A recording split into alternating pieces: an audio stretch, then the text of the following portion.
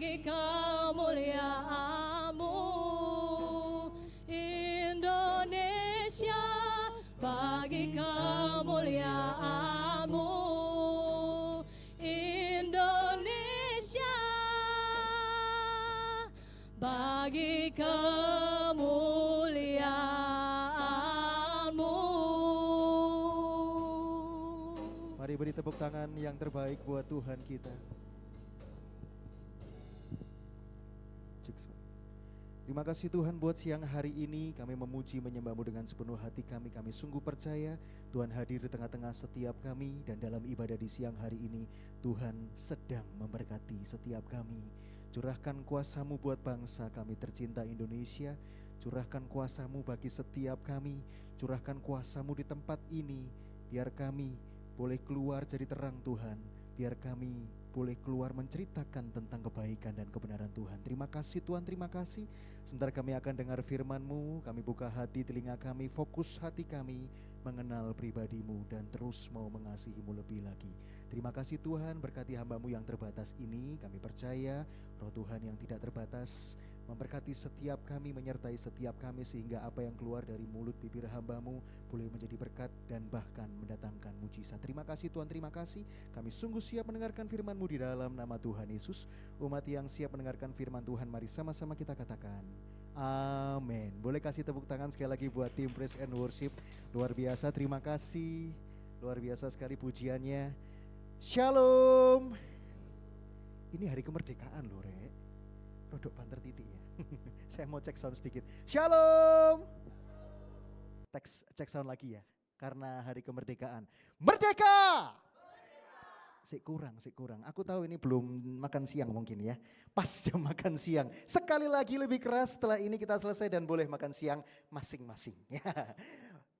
Apa tadi? Oh ya oke. Merdeka. Asik, boleh kasih tepuk tangan buat Tuhan kita. Satu pertanyaan, siapa yang mengasihi bangsa Indonesia? Angkat tangan kita.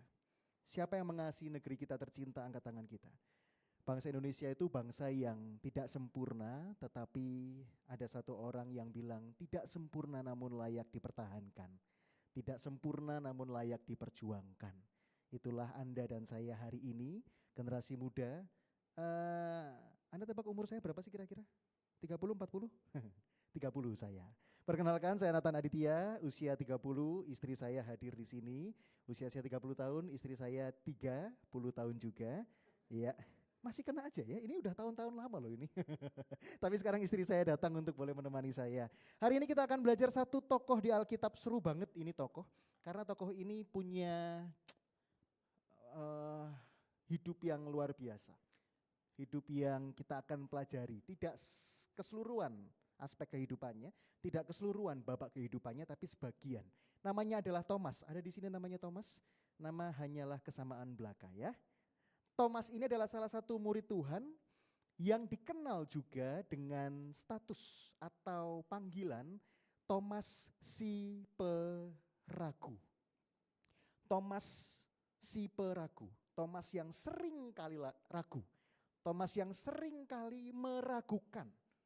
Salah satunya adalah kisah yang akan kita dengarkan dan kita akan dapatkan di siang hari ini. Saya ajak kita semua untuk buka kebenaran firman Tuhan, buka Alkitab kita. Yang ada di HP boleh, yang Alkitab buku juga boleh. Yohanes 20 ayat 19, lalu disambung Yohanes 20 ayat 24 sampai 29. Yohanes 20 ayat 19, lalu disambung langsung Yohanes 20 ayat 24 sampai 29. Saya akan baca ayat yang ganjil, rekan-rekan baca ayat yang genap, dan ayat terakhir kita akan baca bersama-sama. Yohanes 20 ayat 19 dan Yohanes 20 ayat 24 sampai 29. Saya akan bacakan dulu Yohanes 20 ayat yang ke-19. Ketika hari sudah malam pada hari pertama minggu itu, berkumpullah murid-murid Yesus di suatu tempat dengan pintu-pintu yang terkunci karena mereka takut kepada orang-orang Yahudi. Pada waktu itu datanglah Yesus berdiri di tengah-tengah mereka dan berkata, damai sejahtera bagi kamu. 24 rekan-rekan sama-sama, 3, 2, 1.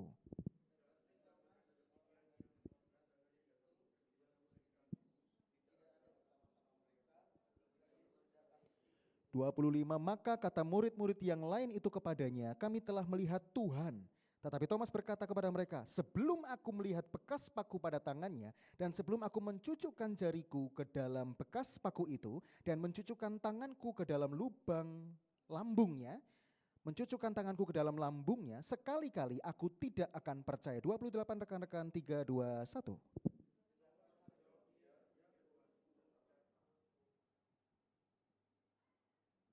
Gimana guys? Oh oke, 26 berarti ya. Oke, 26 ya. Oke, kita ulangi lagi 26, 3, 2, 1.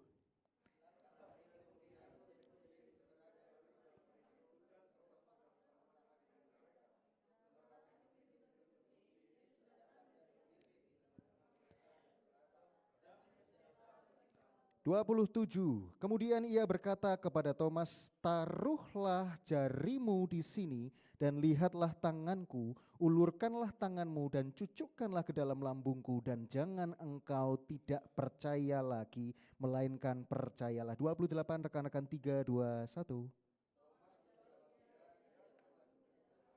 29 kita baca bersama-sama, 3, 2, 1. Kata Yesus kepadanya, karena engkau telah melihat aku, maka engkau percaya. Berbahagialah mereka yang tidak melihat namun percaya. Berbahagia kita yang masih dapat kesempatan untuk baca firman Tuhan. Dan saya percaya Tuhan menguatkan kita untuk boleh melakukan firman-Nya hari lepas hari. Tuhan memampukan Anda dan saya. Amin. Masih semangat ternyata ya. Tadi saya sempat salah terus dilihatin gitu ya. Maaf saya salah ya. Oke, hari ini kita akan belajar satu tokoh yang namanya Thomas. Dalam Yohanes 20 ayat 19 kita sudah baca Yohanes 20 ayat 24 dan atau sampai 29. Siapakah Thomas? Oke. Betul? Tidak ada yang salah? Oke. Oke, ini dia. Siapakah Thomas? Thomas ini sangat terkenal dengan kesetiaannya. Sebelum dia dikenal karena dia adalah orang yang sangat ragu-ragu. Thomas ini sangat setia. Kenapa? Karena tertulis dalam Yohanes 11 ayat 16. Kisah sebelumnya dari kisah yang tadi sudah kita baca. Saya bacakan buat rekan-rekan sekalian ya. Yohanes 11 ayat 16. Lalu Thomas yang disebut Didimus berkata kepada teman-temannya, yaitu murid-murid yang lain, marilah kita pergi juga untuk mati bersama-sama dengan dia. Ceritanya, kisah ini, sebelum kita masuk ke ayat utama yang kita baca tadi, kisah ini, Yesus baru saja membangkitkan satu orang namanya Lazarus. Lalu Yesus akan berencana pergi ke satu tempat, murid-muridnya sudah mewanti-wanti guru agungnya.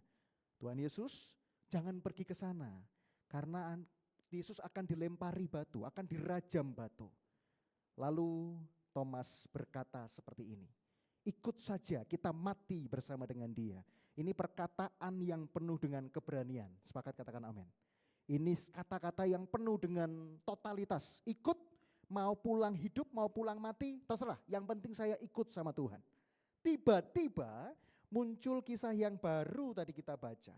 Ketika Thomas meragukan kebangkitan Tuhan Yesus. Kisahnya adalah Yesus bangkit, singkat cerita. Lalu murid-murid berkumpul di satu tempat karena kekhawatiran, karena kesedihan, ditinggal guru agungnya, ditinggal Tuhan. Berkumpul bersama-sama tapi Thomas tidak ada di sana. Alkitab tidak menjelaskan Thomas kemana. Lalu ketika murid-murid berkumpul, Tuhan Yesus hadir. Damai sejahtera bagi kamu. Thomas tidak ada di situ. Berapa hari akhirnya Yesus ketemu sama Thomas? 8 hari. Thomas perlu bukti. Kalau aku enggak lihat, kalau aku enggak lihat tangannya yang berlubang, kalau aku enggak mencucukkan jariku ke tangannya yang berlubang, aku tidak percaya. Bayangkan, Thomas ikut Tuhan begitu lama. Thomas melihat begitu banyak hal-hal ajaib yang Tuhan sudah kerjakan. Lihat dengan mata kepalanya sendiri. Thomas pernah seberani itu. Ikut saja kita mati bersama dengan dia. Tapi ternyata dalam babak hidupnya yang lain Thomas berkata, kalau aku enggak lihat tangannya yang berlubang, kalau aku enggak mencucukkan jariku ke tangannya yang berlubang, aku tidak percaya. Hari-hari ini banyak yang seperti itu. Hari-hari ini banyak yang seperti itu. Mungkin kita pernah ada satu momen bertemu, berjumpa pribadi, lepas pribadi bersama dengan Tuhan. Dalam pujian penyembahan, di kamar kita mungkin, Anda masih ingat pasti pengalaman itu. Saya masih ingat ketika saya kelas 5 dalam sebuah KKR di Tunjungan Plaza. 3 hari 3 malam. Saya absen dari sekolah, waktu itu saya masih SD, saya ikut KKR itu. Di salah satu, sekarang ruangannya sudah enggak ada, ruangannya itu dulu sekarang ini adalah food courtnya TP, teman-teman tahu ya. Nah itu adalah convention hall dulu, besar sekali. Sekarang sudah enggak ada, tapi di sana ada satu pengkhotbah dari luar negeri, 3 hari mengadakan KKR. Saya datang dari Sidoarjo. Di hari kedua, di hari pertama, di hari kedua tidak terjadi apa-apa, seneng saja kumpul-kumpul memuji Tuhan bersama. Di hari ketiga, hamba Tuhan itu datang, turun dari panggung, masuk ke lorong atau masuk ke selasar jemaat seperti ini. Lalu kasih kartu namanya ke saya. Lalu dia bilang, God bless you. Saya terima kartu nama itu, kita memuji Tuhan bersama. Satu momen yang gak terlupakan, bukan karena kartu namanya, bukan karena pribadinya, bukan karena hamba Tuhannya, tapi saya percaya di kesempatan itu Tuhan berjumpa dengan saya pribadi lepas pribadi. Kita pernah seperti itu. Thomas juga iya, tetapi dalam babak hidupnya yang lain, Thomas merasa bahwa sangat kecewa ditinggal oleh guru agungnya. Kecewanya sampai membuat dia tidak percaya bahwa Yesus telah bangkit. Maka dari itu Thomas sampai berkata, kalau aku enggak lihat tangannya yang berlubang, kalau aku enggak mencucukkan jariku ke tangannya yang berlubang, aku tidak percaya. Mari kita pelajari teks ini. Kenapa Thomas tidak percaya? Kenapa sering kali kita mengalami musim seperti itu. Sudah ketemu nih, sudah dijamah Tuhan, sudah bertobat. Tapi di musim kehidupan selanjutnya, ada hal-hal yang membuat kita ragu, merasa sendirian, merasa kecewa, merasa ditinggalkan. Mari kita akan belajar dari pribadi yang namanya Thomas. Ada 2 hal yang siang hari ini Anda dan saya dapatkan sebagai berkat firman Tuhan. Yang pertama, kenapa Thomas tidak percaya, padahal Thomas adalah pribadi yang sangat setia. Yang pertama karena Thomas tidak bersekutu bersama-sama. Thomas tidak bersekutu bersama-sama. Itu yang pertama. T yang pertama, Thomas tidak bersekutu bersama-sama. Kelihatan kisahnya dari mana? Kelihatan ketika Thomas tidak ada dalam persekutuan bersama dengan murid-murid. Kumpulan dalam satu rumah bersama dengan para murid. Saya ajak kita untuk membaca kembali Yohanes 20 ayat 19, lalu lompat langsung ke Yohanes 20 ayat yang ke-24. Yohanes 20 ayat 19, lalu lompat ke Yohanes 20 ayat yang ke-24. Saya bacakan buat rekan-rekan sekalian. Ketika hari sudah malam pada hari pertama minggu itu, berkumpullah murid-murid Yesus ke suatu tempat, di suatu tempat dengan pintu-pintu yang terkunci, karena mereka takut kepada orang-orang Yahudi. Pada waktu itu datanglah Yesus dan berdiri di tengah-tengah mereka dan berkata, damai sejahtera bagi kamu. Lompat ke ayat yang ke-24. Tetapi Thomas, seorang dari ke-12 murid itu yang disebut Didimus, tidak ada bersama-sama mereka ketika Yesus datang ke situ. Kemanakah Thomas berada? Tidak perlu cari tahu. Alkitab tidak menjelaskan kemana. Tetapi dalam ketakutan, dalam kekhawatiran, dalam kebingungan, dalam kesedihan, murid-murid berkumpul. Murid-murid kumpul bareng. Murid-murid bersekutu bersama-sama. Kok ya ada satu orang yang juga merasakan ketakutan, merasakan kesedihan, kekecewaan, ditinggal, kebingungan, enggak gabung kumpul sama-sama. Kemanakah Thomas berada? Ngapain Thomas kok enggak ngumpul bersama-sama?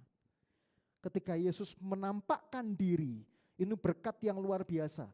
Seperti Anda menanti orang yang sudah lama sekali Anda enggak jumpai. Tiba-tiba ketok pintu, Anda dengar, Anda buka, orang yang Anda nanti di depan pintu. Sama seperti itu, ini lebih dahsyat lagi rasanya. Guru agungnya datang, damai sejahtera bagi kamu. Nggak ada yang tahu. Mereka tahunya gurunya sudah tidak ada, sudah mati. Tapi itu berkat yang luar biasa. Saya sedikit mundur, kenapa kebangkitan Yesus ini mujizat yang luar biasa? Ada yang tahu kenapa? Karena mujizat kebangkitan itu diadakan banyak selain Yesus yang bangkit. Terjadi oleh banyak tokoh di Alkitab. Tetapi tokoh di Alkitab yang bangkit dari kematian, ujungnya mati lagi atau enggak? Mati lagi. Ujungnya mati lagi. Hanya nambah umur saja. Tetapi Yesus ini adalah mujizat yang besar, luar biasa, dahsyat. Karena Yesus mati dibangkitkan, naik ke surga, mempersiapkan tempat bagi Anda dan saya. Yang percaya katakan amin. Kasih tepuk tangan yang dahsyat buat Tuhan kita. Itu mujizat besarnya. Mujizat yang luar biasa. Murid-murid tahu secara live langsung, guruku datang, Tuhanku datang. Tapi Thomas tidak ada di sana. Makanya kalau persekutuan, kalau ada perkumpulan, apapun itu jenisnya, apapun itu namanya, datang. Karena dalam persekutuan di dalam Tuhan ada berkat Tuhan. Ada berkat Tuhan. Kadang-kadang begini loh teman-teman. Kita lupa sama pentingnya persekutuan. Yang kita ingat adalah perselisihannya. Saya menjumpai di banyak gereja, di banyak persekutuan, di banyak perkumpulan bahkan. Kok si A enggak ngumpul lagi? Oh iya, enggak tahu kenapa. Enggak tahu kenapa, seringnya terjadi ya. Lalu pas kita ketemu sama si A, kenapa enggak kesana lagi? Wes lah, nanti tak ceritani. Satu waktu akhirnya dia cerita dan dia akhirnya mengeluarkan keluh kesahnya. Pertanyaannya, ketika dia pindah di persekutuan, di kumpulan, di organisasi, di perkumpulan apapun yang rohani yang lain, apakah dia tidak ketemu dengan masalah yang sama? Pasti ketemu. Besi menajamkan besi, manusia menajamkan sesamanya. Anda kemanapun, bahkan organisasi, perkumpulan, persekutuan yang Anda anggap sempurna sekalipun, ketika Anda datang di sana, persekutuan itu tidak lagi menjadi sempurna. Karena kita ini loh, Anda dan saya ini terbatas. Anda dan saya ini banyak kelemahan. Anda dan saya ini sering kali gak cocok dengan orang lain. Dimanapun, faktanya yang harus kita terima, dimanapun engkau pasti ketemu dengan orang-orang yang bikin Anda tuh gregetan gitu ya. Ini aku mau datang mau melayani Tuhan tapi kok ketemu sama orang ini. Ini aku mau datang mau ibadah tapi kok ketemu sama orang ini. Aku ini tidak salah apa-apa. Kok bisa ketemu sama orang ini? Orang ini kok bisa? Saya kemarin aja teman-teman, istri saya baru saya ceritain. Saya berangkat kerja ke salah satu klien saya di area Pasuruan. Saya ketemu dengan, ini bukan komunitas rohani, ini rekan kerja. Saya ketemu tidak pernah ada masalah sekalipun. Saya memang jarang ketemu karena saya seminggu sekali harus naik ke Pasuruan. Ketika saya ketemu biasanya fine-fine aja. Halo, ya apa kabar? Apik mas, oke ya. Waktu kemarin tidak lihat saya sama sekali, enggak senyum, enggak nyapa. Apalagi manggil saya, enggak sama sekali. Saya enggak ngerti kenapa. Ya tapi karena itu urusan kerja saya harus ada di sana. Lah bayangkan, garis bawahi, karena itu urusan kerja saya ada di sana. Ketika Anda ada dalam perkumpulan, dalam persekutuan, fokus Anda kemana sih sebenarnya? Ketika ada Tuhan di sana saya akan tetap ada di sana. Kalau pekerjaan aja bisa Anda bela-belain. Yang penting aku kerja, ya wis lah. Memang banyak orang seperti itu. Lah di pekerjaan bisa. Di persekutuan harusnya juga iya. Amin. Di persekutuan juga iya. Kalau di sana karena urusan kerja. Kalau di sini urusan Anda bersama dengan Tuhan. Karena dimanapun Anda pindah sana, pindah sini. Ketemu-ketemu aja. Walaupun soal waktu tinggal nunggu waktu aja ya kan. Anda ketemu dengan orang A awalnya baik. Tiba-tiba tiba-tiba berubah aja. Saya kemarin gak ngerti sama sekali orang itu kenapa. Mungkin one day ketika saya datang ke sana lagi saya akan tanya, apa mas? Ya kan? Di perkumpulan apapun termasuk di persekutuan dalam Tuhan, di gereja, di sel, ketemu, pasti ketemu. Kalau enggak orang lain bikin Anda kecewa, Anda yang bikin kecewa orang lain. Ya. So hari ini saya mau kasih pesan penting. Cara iblis untuk menghancurkan iman seseorang salah satunya adalah melalui perpecahan. Tangkap ini baik-baik. Cara iblis menghancurkan iman Anda adalah melalui perpecahan. Ketika Anda sudah fokusnya kepada manusia, kepada kesalahannya, kepada kelemahannya, Anda nggak fokus lagi pada visi utama Anda beribadah, visi utama Anda melayani. Yang ada di sini misalnya, saya melayani di worship leader di gereja di tempat saya tertanam. Secara kasat mata saya melayani, saya beraktivitas, saya berinteraksi dengan orang lain. Selalu ada masalah? Tentu. Tetapi di hati saya tahu bahwa saya ada di sini, nyiapin mic, masukkan ini punya kantong, izin saya lepas ya. Masukkan, saya punya kantong mic, saya tata, saya masukkan baterai mic saya pakai earphone buat saya nyanyi, saya siapkan kelistrikan. Saya tidak sedang mengerjakan apa yang manusia lihat saja. Saya sedang melayani Tuhan saya. Sudahkah hari ini Anda punya pengertian yang sama tentang persekutuan? Ada yang buat Anda kecewa, ada yang buat Anda patah hati, ada yang buat Anda sedih, ada yang buat Anda kecewa. Pilihan Anda adalah fokus kepada yang utama, dan manusia memang seringkali mengecewakan, tetapi saya percaya kok gak ada hubungan yang rusak yang tidak dapat dipulihkan, amin. Gak ada manusia, rekan, sahabat, teman yang mungkin berlaku buruk sama Anda, punya sifat yang jelek, diubahkan. Itu pasti bisa terjadi. So hari ini jangan jauhi persekutuan. Jangan ada perpecahan. Fokus sama Tuhan saja. Fokus sama Tuhan. Aku datang ke sini, ya. Mungkin aku punya gak enak hati sama dia, tapi one day saya akan pulih bersama-sama ketika dia tahu apa yang sebenarnya terjadi. Gak apa-apa, sementara begini dulu, ada waktu saya akan ngobrol dengan dia, tetapi saat ini saya ada di atas ini. Saya ada di belakang komputer, saya menyambut jemaat, saya naik ke atas untuk ibadah. Saya mau ketemu Tuhan. Yang sepakat katakan amin. Yang mengerti katakan amin. Kasih tepuk tangan yang dahsyat buat Tuhan kita. Amin. Itu yang membuat Thomas tidak percaya bahwa Yesus bangkit, hidup, ketemu sama para murid karena ketinggalan berita.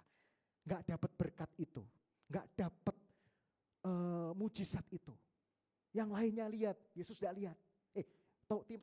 Thomas tidak lihat, Thomas lagi, maaf ya teman-teman. Thomas tidak lihat, jam siang ya, mohon maaf. Thomas tidak lihat, Eman. Ya, so datang di persekutuan karena setiap kegiatan, setiap jam-jam ibadah mengandung berkat Tuhan. Saya infokan di awal ya, ketika Anda mendengarkan firman, mungkin dari sel, mungkin dari ibadah seperti ini, mungkin dari online, dua tujuannya. Semakin tahu akan kebenaran dan semakin mengasihi Tuhan. Sudah. Firman yang Anda dengar bukan untuk orang lain. Seringkali ya, iki cocok iki, gawe iku, ya. Iki cocok iki. Iki anjane cocok iki gitu. Enggak, itu buat saya. Kalau saya tidak melakukannya, berarti ini warning buat saya supaya tidak melakukannya. Ya. So jangan jauhi persekutuan. Tinggal diam, diberkati, saling berproses, saling bergesekan, it's okay. Tapi semakin dewasa kita semakin tahu bahwa persekutuan penting buat saya karena di situ mengandung berkat Tuhan. Yang kedua, kenapa Thomas tidak percaya?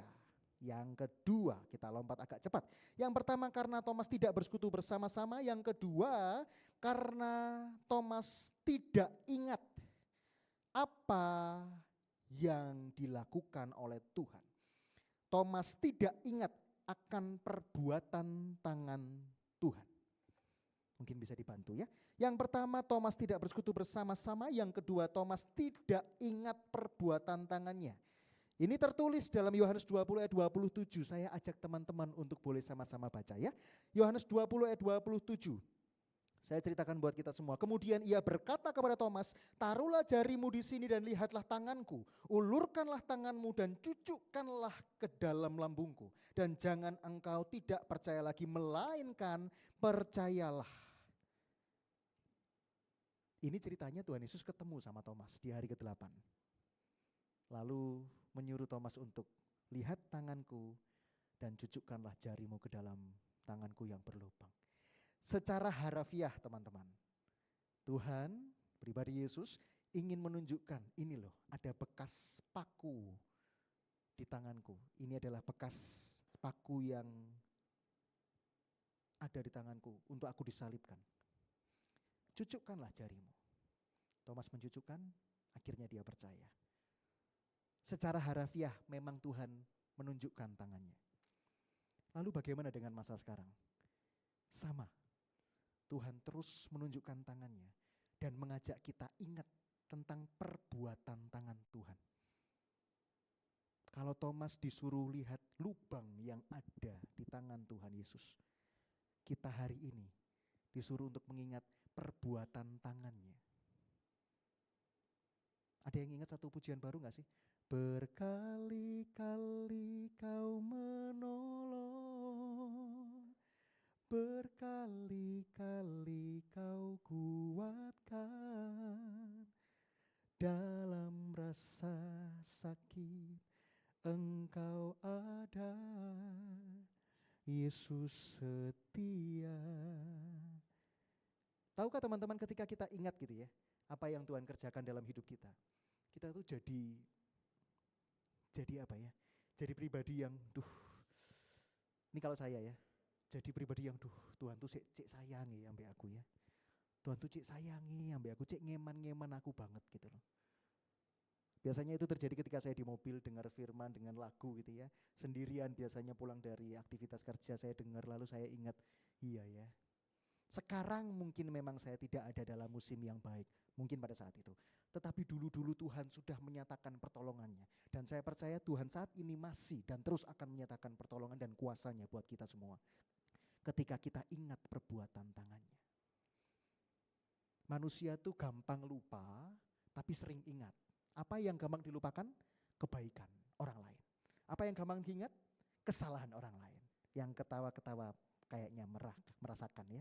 Sama, bukan hanya orang lain, tapi Tuhan juga. Seringkali kita tidak ingat kebaikan Tuhan. Kebaikan Tuhan ketika misalnya saja engkau di masa sekolah tiba-tiba gak bisa bayar uang sekolah. Tuhan sediakan budgetnya, Tuhan sediakan dananya. Ketika engkau minta sesuatu, tidak lama Tuhan jadikan itu.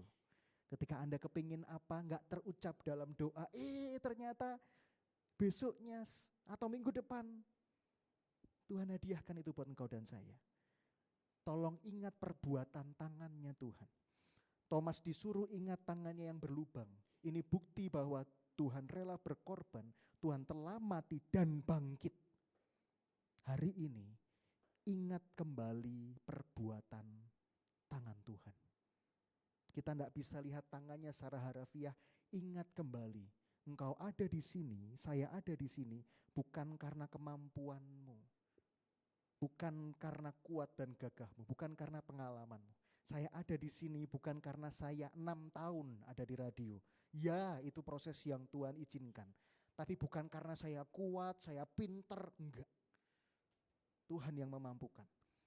Engkau melayani, engkau pinter di sekolah, engkau punya kemampuan, itu bukan karena engkau, tapi karena Tuhan. Dan ketika kita ingat semua adalah perbuatan tangan Tuhan, engkau akan merasa aku ini loh disayang soro ambek Tuhan.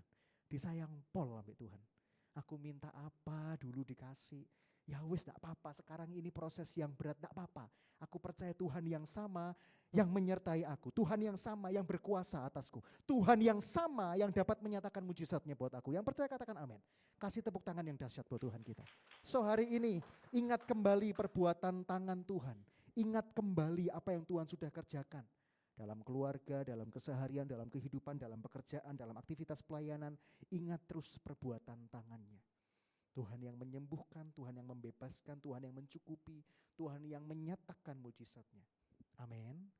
2 hal yang kita belajar hari ini. Kenapa Thomas tidak percaya? Karena Thomas tidak bersekutu bersama dengan Tuhan. Bersama dengan para murid. Ketemu sama Tuhan. Thomas tidak ada di sana. Yang kedua, kenapa Thomas tidak percaya? Karena Thomas lupa, tidak ingat perbuatan tangannya. Makanya Tuhan datang, lihatlah tanganku yang berlubang paku. Hari ini lakukan 2 hal ini. bersekutu bersama teman-teman seiman, bersekutu bersama-sama, dapat berkat Tuhan, saling berproses. It's okay ada gesekan, tapi engkau, saya percaya orang-orang dewasa, gesekan itu selesai ketika salah satunya tahu kesalahannya dan salah satunya mau memaafkan. Dan terus ingat perbuatan tangan Tuhan. Amin. 2 hal hari ini kita belajar. Saya akan ajak kita semua untuk boleh dilakukan sekarang atau boleh dilakukan di rumah. Silakan scroll HP Anda di galeri. Scroll paling jauh ke tahun-tahun sebelumnya. Ini adalah cara saya dengan mudah bersyukur.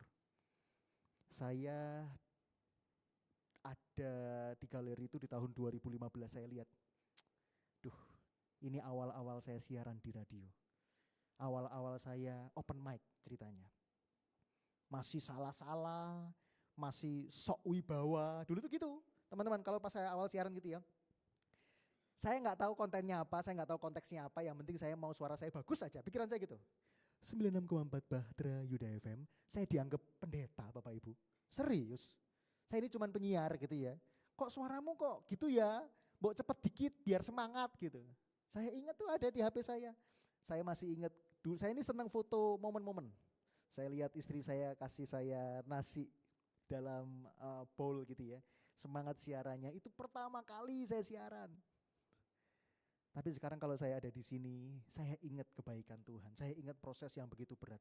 Mungkin Anda sekarang lihat di HP ada orang-orang yang Anda cintai, ada keluarga, ada orang siapapun yang Anda cintai mungkin sudah tidak bersama dengan Anda.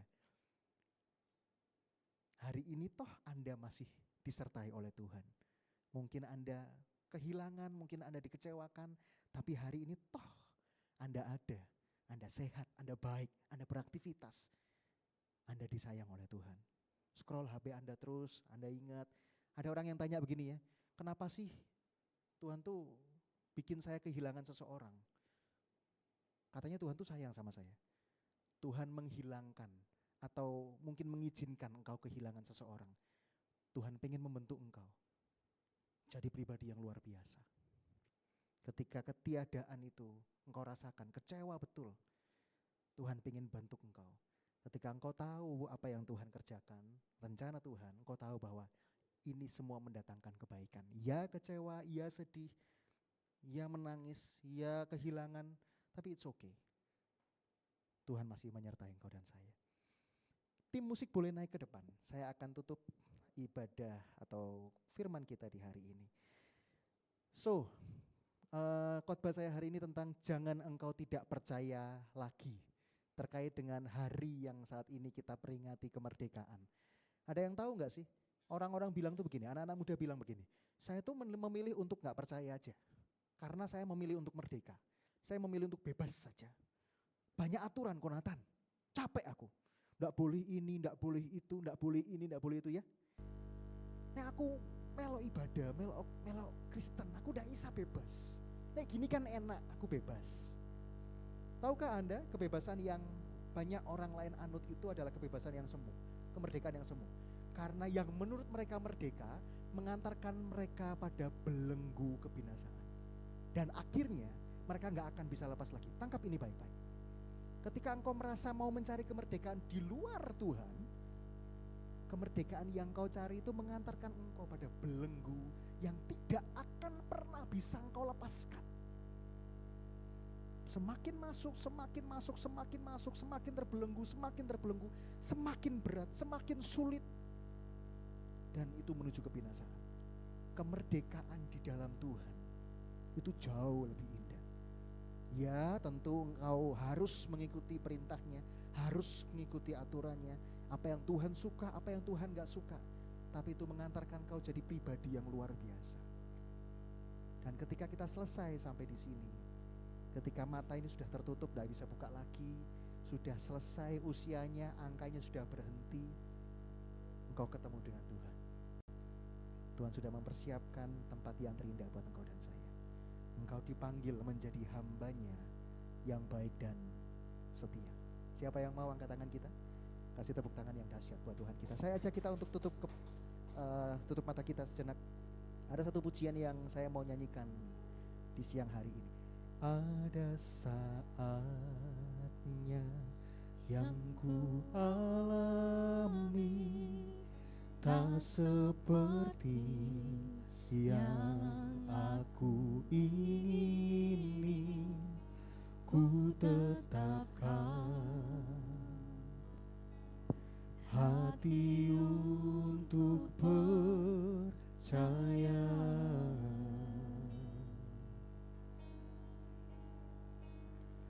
Ada saatnya yang ku hadapi, seringkali aku tak mengerti, ku memilih untuk tetap setia. Dengarkan pujian ini. Sampai akhir di hidupku, ku kan tetap menyembahmu, melayanimu seumur hidupku.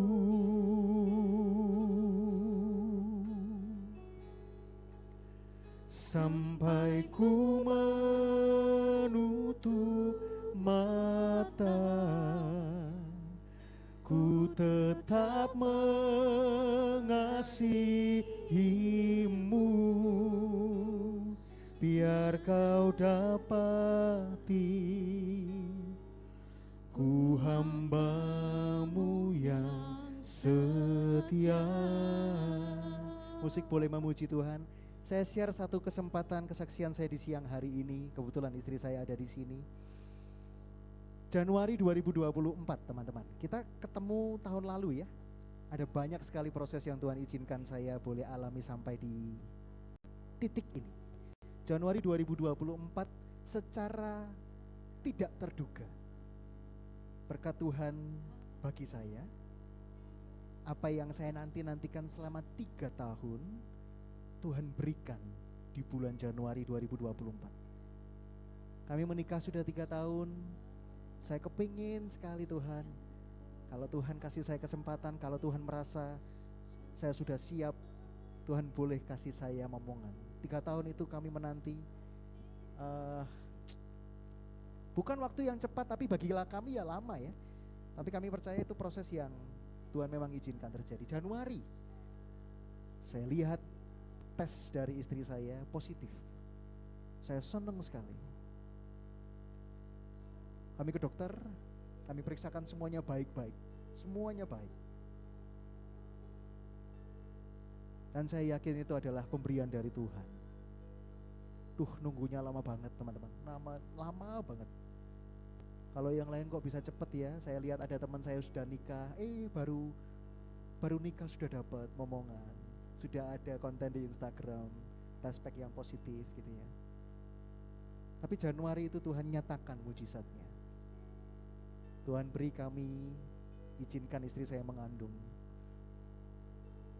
Dan saya sungguh bersyukur. Saya percaya itu pemberian dari Tuhan. Hari ini saya boleh menyaksikan sekali lagi kebaikan Tuhan. Karena apa yang Tuhan titipkan di bulan Januari itu,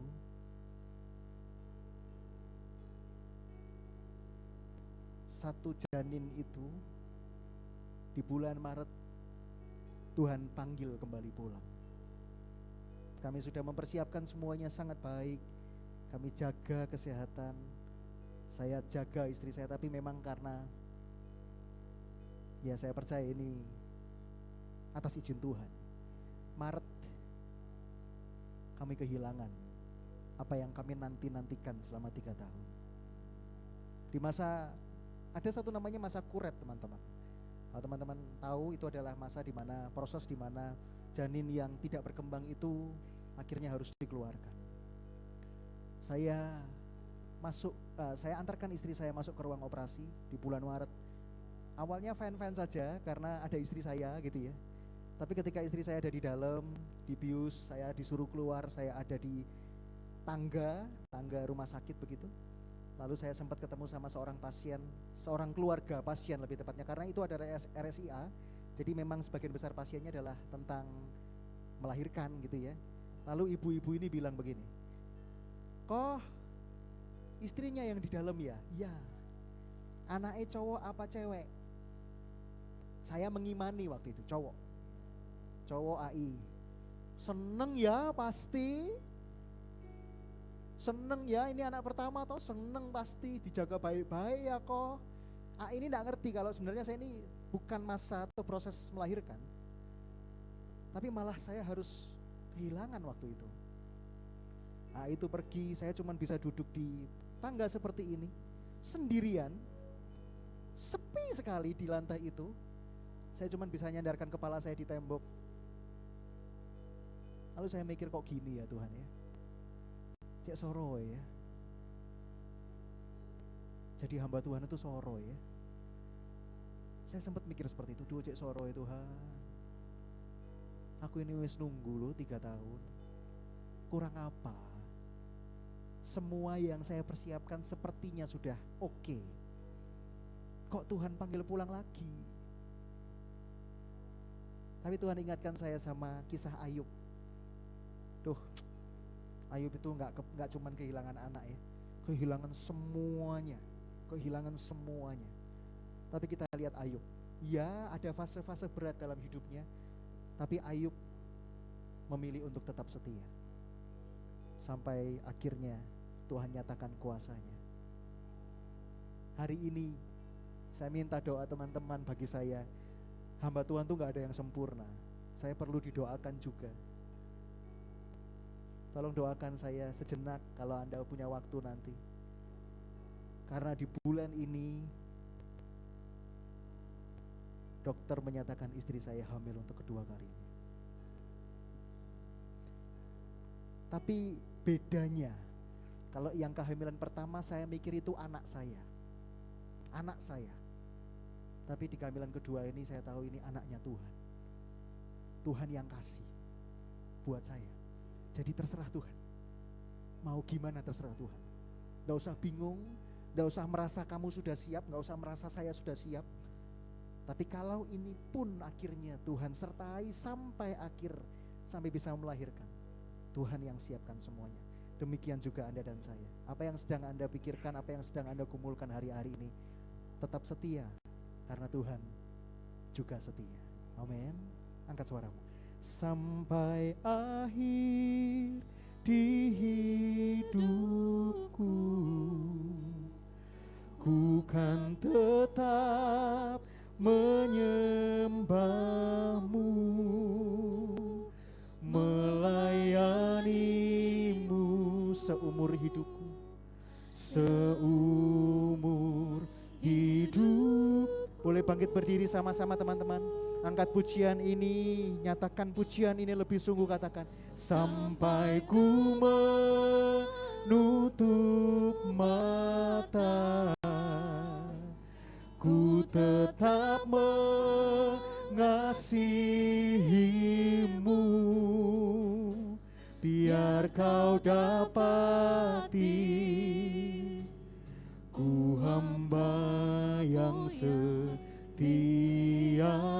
Lagi dari awal, ada saatnya yang ku alami, ada saatnya yang ku alami, tak seperti yang aku ingini.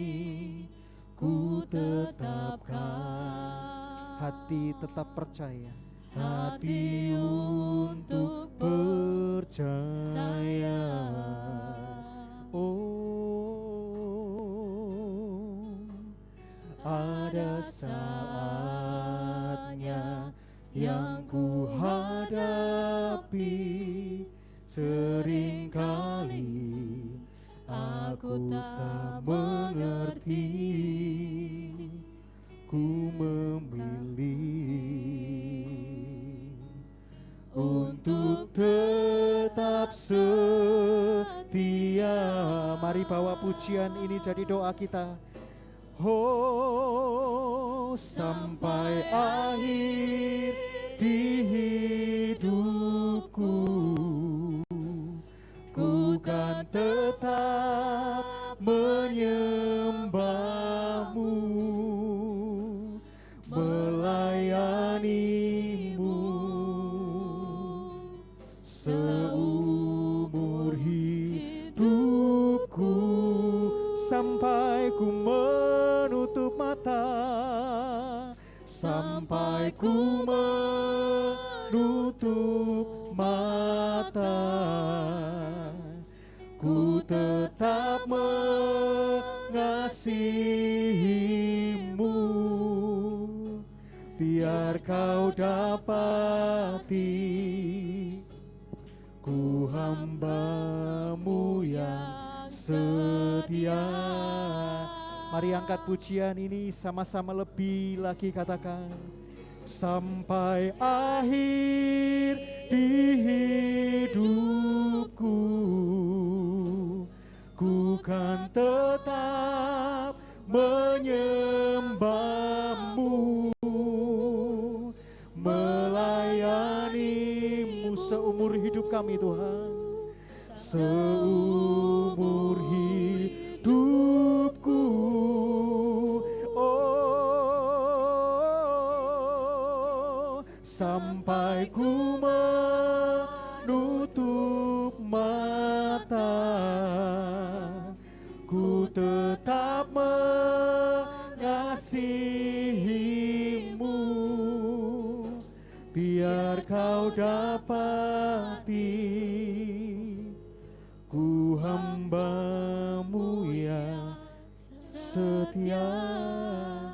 Mari masing-masing pribadi pejamkan mata kita. Saya izin berdoa untuk tiap-tiap kita. Tuhan, terima kasih kalau siang hari ini Tuhan sudah datang, Tuhan sudah hadir di tengah-tengah setiap kami. Roh-Mu menginsyafkan, menjamah setiap kami. Kami percaya Tuhan sendiri yang menjamah setiap kami pribadi lepas pribadi. Kalau kami mungkin di masa-masa yang lalu pernah mengalami perjumpaan pribadi bersama Tuhan, lalu kami jatuh kembali, bangkit, jatuh lagi, bangkit, jatuh lagi. Mungkin begitu banyak dosa, kesalahan yang kami merasa kami gak bisa lepas, kami gak bisa bebas. Kami terus ada dalam dosa kesalahan yang sama, kami terus ada dalam keterikatan yang sama. Tapi siang hari ini kami percaya Tuhan mendengar setiap kerinduan kami. Tuhan tahu kerinduan setiap kami, Tuhan tahu permohonan kami. Kami capek Tuhan, kami lelah sekali dengan keterikatan yang membelenggu setiap kami, dengan dosa kesalahan yang terus kami lakukan. Kami gak bisa lepas, kami perlu Tuhan, kami butuh Tuhan. Tuhan jamah setiap kami. Kami percaya seperti Thomas, Tuhan jumpai kembali seperti kami. Tuhan jumpai kembali siang hari ini, mengalami kasih-Mu, memenuhi setiap kami, menjamah setiap kami, memulihkan setiap kami, memenuhi setiap kami. Hamba-Mu berdoa, hamba-Mu terbatas Tuhan. Tuhan yang tidak terbatas menjamah setiap pribadi di tempat ini. Jujur kepada Tuhan, terbuka sama Tuhan, taruh setiap pengharapan-Mu, setiap permohonan-Mu, setiap kerinduan-Mu. Saya tidak bisa lepas setiap dosa kalau pakai kekuatan saya sendiri. Saya tidak bisa lepas setiap keterikatan kalau saya berjuang sendiri. Saya perlu Tuhan. Dosa apapun kami percaya Tuhan yang berkuasa mampu membebaskan setiap kami. Kami ini masih muda Tuhan. Kami perlu Tuhan. Sampai kami dewasa pun, sampai selama-lamanya pun kami tetap perlu Tuhan. Hamba-Mu berdoa, Tuhan, jagai setiap pribadi di tempat ini. Hamba-Mu tidak ngerti apa masalah pribadi lepas pribadi. Tapi kalau memang ada di tempat ini di siang hari ini yang mungkin ada pergumulan dalam keluarga, pengen melihat keluarga yang baik, kepengen melihat keluarga yang bahagia, kepengen melihat keluarga yang takut akan Tuhan, kepengen papa atau mamanya boleh kembali pulang, kepengen setiap anggota keluarga yang belum pulang boleh kembali pulang, pengen ada kasih yang memenuhi keluarga itu, kepengen ada satu sukacita yang memenuhi keluarga itu, yang sampai hari ini mungkin masih hamba-hamba-Mu pribadi di sini masih belum merasakan. Tapi kami percaya, kami serahkan keluarga kami ke dalam tangan Tuhan. Melalui proses yang tidak mudah ini kami percaya ujungnya Tuhan menjadikan semuanya baik. Tuhan jamah setiap pribadi, keluarga kami, papa, mama, saudara kandung kami, kakak adik kami. Tuhan jamah, Tuhan jamah, Tuhan jamah, Tuhan jamah, Tuhan jamah. Setiap pribadi yang ada dalam hatimu, doakan itu siang hari ini. Doakan itu siang hari ini. Tuhan, kalau siang hari ini kami mengingat atas keterikatan dosa yang kami lakukan sampai hari ini, please jangan buka matamu, tetap tutup matamu, pejamkan matamu. Pribadi lepas pribadi, berurusan sama Tuhan, punya kepentingan pribadi sama Tuhan. Lepaskan semua itu karena Tuhan perlu engkau lepaskan. Tuhan perlu pengakuan itu dari mulutmu. Aku mau lepaskan semua. Tuhan yang ganti dengan kuasa-Mu yang menyertai aku. Capek semuanya, lelah, aku tahu itu gak baik, aku tahu itu salah, tapi aku gak bisa lepas sendiri. Aku perlu Tuhan. Tuhan, Engkau tahu kerinduan setiap hamba-hambamu di tempat ini, pribadi lepas pribadi di tempat ini. Dalam nama Tuhan Yesus, Tuhan jamah, Tuhan lepaskan dari segala keterikatan dosa. Di dalam nama Tuhan Yesus, Tuhan lepaskan, ganti jadi pribadi yang baru. Tuhan sertai, Tuhan ingatkan, insyafkan kembali. Roh-Mu menyertai setiap kami, mengingatkan setiap kami. Dan kami percaya kami milik Tuhan. Kami disayang Tuhan. Kami bukan milik dosa lagi siang hari ini. Tolong ambil keputusan itu siang hari ini teman-teman. Tolong ambil keputusan itu. Tidak usah berkata dalam hatimu, karena keputusanmu itu penting. Tuhan bekerja, Tuhan bekerja, Tuhan bekerja, Tuhan bekerja. Terima kasih Tuhan, terima kasih. Pribadi lepas pribadi di tempat ini yang saya juga gak ngerti permasalahannya apa, tapi saya sungguh terlalu percaya Tuhan lebih mengerti apa yang hamba-hamba-Mu butuhkan di tempat ini. Tuhan jamah, Tuhan sertai. Terima kasih Tuhan. Sampai akhir di hidupku